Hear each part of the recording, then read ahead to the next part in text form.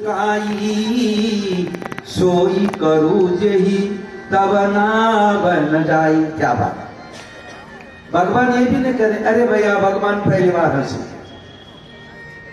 लक्ष्मण जी को क्रोध आ रहा है। बोले लक्ष्मण कुछ भी बोले मेरे राम, लेकिन बिना पैर धो करके तो मैं आपको नाव में नहीं बिठाऊंगा, पाँव पखारूंगा। भगवान हंस करके कहते हैं भैया अच्छा ठीक है, सोई करो जेही तब नाव न जाए। अब तू वही उपाय कर जिससे तेरी नाव न जाए। कह करके यहां भी उन्होंने कहा अगर लखन भी मुझे मार देना मेरे गोविंद, तो मैं बिना पाद प्रक्षालन बिना पैर पखार करके नहीं आपको नाव में बिठाऊंगा। भगवान क्या ठीक है। इधर केवट जी ने कहा देखो मेरे भगवान शर्त एक और है, अब मैं आपका पैर धोऊंगा, पैर धोने के बाद फिर आप मिट्टी में जाएंगे, अब मिट्टी में जाएंगे फिर आपके पैर पे मिट्टी लग जाएगी, बालू लग जाएगी, फिर रज लग जाएगी, गाँव में जाएगी तब भी चली जाएगी। तो आप क्या करना, मैं जो मैं बोलूंगा वो आपको करना होगा। क्या भक्त के बस हो गए मेरे भगवान। भगवान ने कर भैया पर जल्दी कर। देख रहा है पीछे से शेष जी, बोले जब आप हैं तब उससे क्या चाहिए। जनक जननी वैदेही का जो हृदय था वो द्रवीभूत हो गया केवट की भक्ति से। ले आए कठोती में पानी, गंगा का जल ले आए कठोती में लेकर के मेरे भगवान ने आपके पैर को धोया, धो करके भगवान एक पैर पे खड़े हो जाओ, ये दूसरा जमीन में नहीं लगना चाहिए। अब जमीन में लगेगा तो रज लग जाएगी, रज लगे तो मुझे दोबारा धोनी पड़ेगी। कोई बात नहीं, अगर पड़ भी जाए तो दोबारा धोने का अवसर नहीं चलेगा। क्या किला मेरे भगवान। भगवान ने कहा दोबारा धोने का तो मेरा भी मन है, जितनी बार धोए, लेकिन समय भी तो हो रहा है। भगवान एक पैर खड़े कर, तो एक पैर में कब तक खड़े रहेंगे। अरे जल्दी धो करने लगे। भगवान आपको दिक्कत हो रही ना, थोड़ा प्यार प्रेम से धोएंगे, पहले धोऊंगा फिर थोड़ा पीऊंगा फिर चूमूंगा। लड़कने लगे भगवान, तो केवट ने अपना कंधा कर दिया भगवान, कंधे में हाथ सहारा भी बना दिया।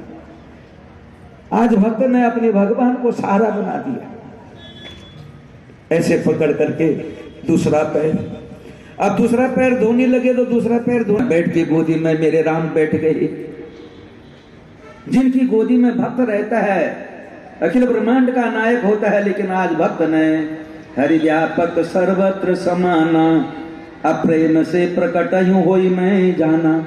हरि सब में है, सब में रहता है। जैसे दूध में घी होता है, लेकिन उसको बनाने के लिए दही आदि बना करके मथन करना पड़ता है, उसी प्रकार हमारे देह में रहने वाला जो राम है, उस राम को प्रकट करने के लिए हमें अपनी भक्ति के द्वारा उसको प्रकट करना होता है। जैसे केवट ने किया, बैठ गए, जा सुना सुमिरत एक बारा, और उतरही नर भव सिंधु अपारा, सोई कृपालु अर केवट ही हो रा, अजय ही जगु की अति हूँ पग होते थोरा।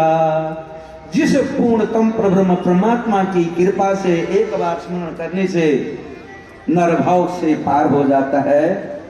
आज वही कृपालु रामचंद्र जी मेरे भगवान केवट का निहोरा बन करके रहे। जैसे उसने बोला उसके निहोरा बन के, उसके बन करके रहे। यह है मेरे गोविंद जी, पार हो गए। जानकी जी को, लक्ष्मण जी को, निषाद राज जी को पार कर दिया। पार होने के बाद जानकी जी की तरफ देखने लगे मेरे भगवान, मुझे भक्त का कर्ज चुकाना है। कैसे चुकाऊं, इतना भी नहीं रखते। पत्रम पुष्पम फलम तो योम योमे भक्त्या प्रयच्छ, पत्रो पुष्पो फलो कुछ भी दे। ये नहीं कि दुनिया भर का देना होता है मेरे श्याम को, जो आपके पास, लेकिन जो समर्थ है उसको तो सब कुछ देना चाहिए। असमर्थ कुछ भी दे दे, ये नहीं कि अब कथा सुनाने वाले कह रहे हैं कि भगवान को कुछ चाहिए नहीं, उनको तो आप जो दे दो। एक बार एक महात्मा जी कथा सुना रहे थे कि भगवान की मानसिक पूजा से भी फल मिलता है। जिसके पास कुछ नहीं हो वो दे सकता है। मन से बोलो मैंने भगवान को ये चढ़ा दिया, वो चढ़ा दिया। और मानसिक पूजा बहुत अच्छी मानी जाती है। पहले विधि बनाएंगे कि फूल की माला ऐसी है, उस फूल की माला को देखेंगे, फिर भगवान को देखेंगे, और तब जाकर के वो माला भगवान के गले में पड़ेगी मन से, उसमें एकाग्रता बनी रहती है। फिर उसके बाद आप जो अर्पण करते हैं पहले उस वस्तु को देखेंगे, फिर भगवान की मूर्ति को देखेंगे, फिर अर्पित करेंगे। ये मानसिक भक्ति बहुत उत्तम मानी गई। आप एक कंजूस बैठे हुए थे, अरबोपति थे, 1 रुपया नहीं देना चाहते थे। उनने ताली बजा करके बहुत अच्छा है, कल से तो मैं कुछ भी नहीं चढ़ाऊंगा भगवान को मन से। अब वो नित्य प्रति मेरे राम की, मेरे श्याम की, जो की उनका इष्ट हो उनकी पूजा करे। रात्रि काल को दूध चढ़ा दे।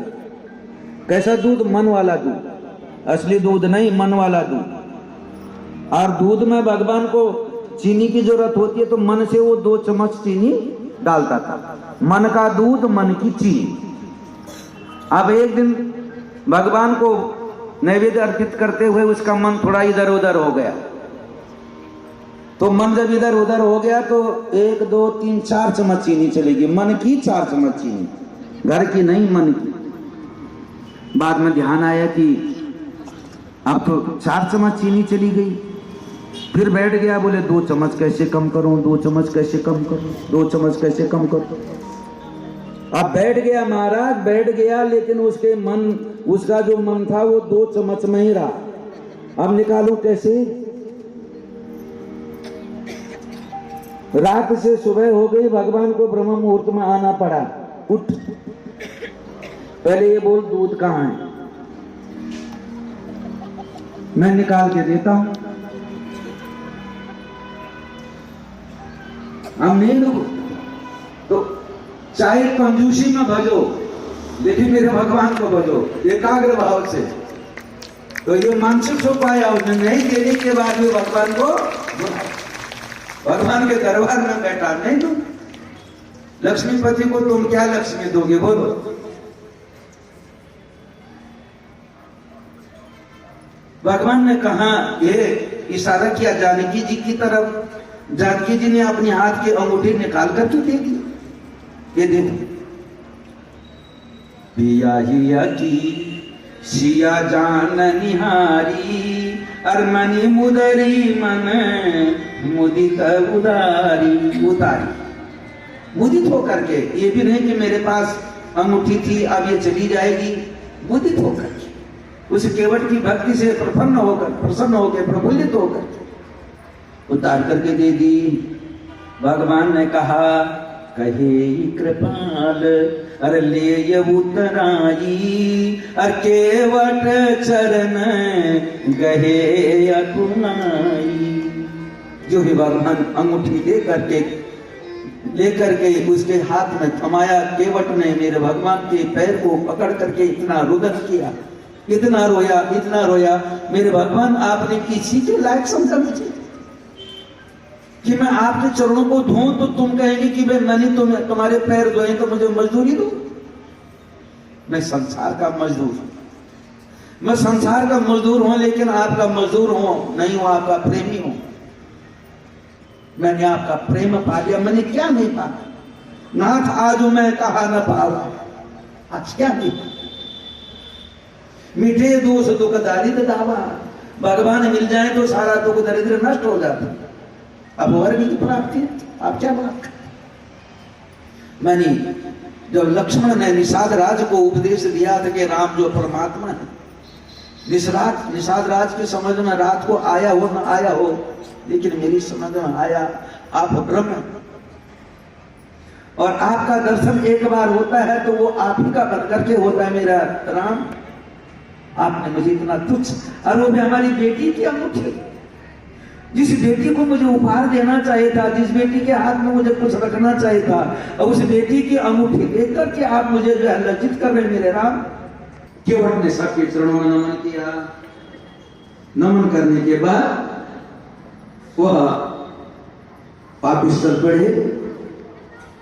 मां जानकी भगवान राम लक्ष्मण के सहित निषादात को लेकर के भरद्वाज ऋषि के आश्रम में पहुंच गए।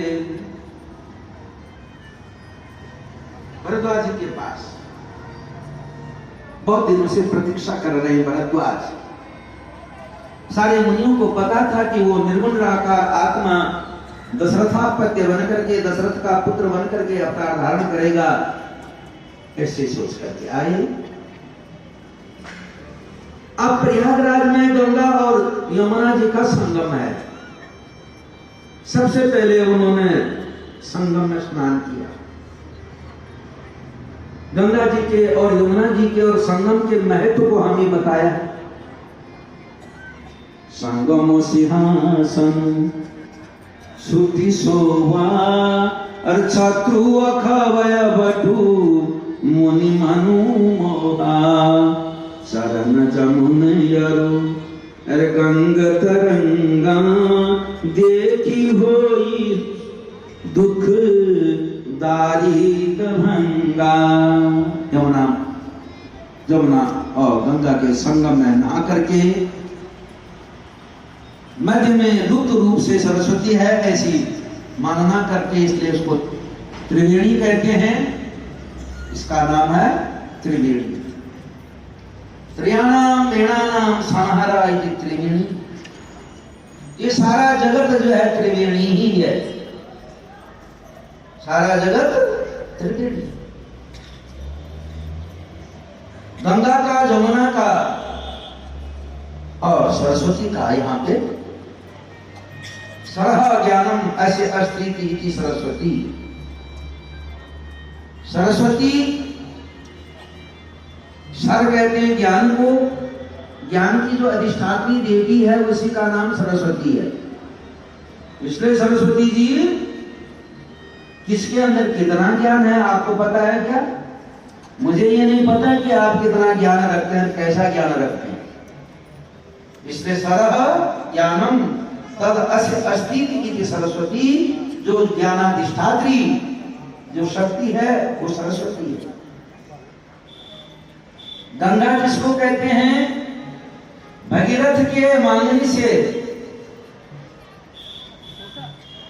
बोले पृथ्वी में जो गच्छति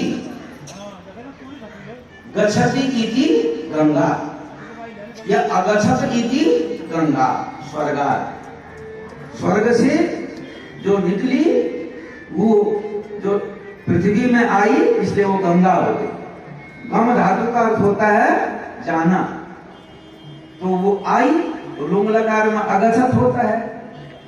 तो स्वर्गा पृथ्व्याम अगच्छत इति गंगा। जो आई वो गंगा है। वो किसके पैरों से आई? परमात्मा के पैरों से आई। वो सुरसरी है।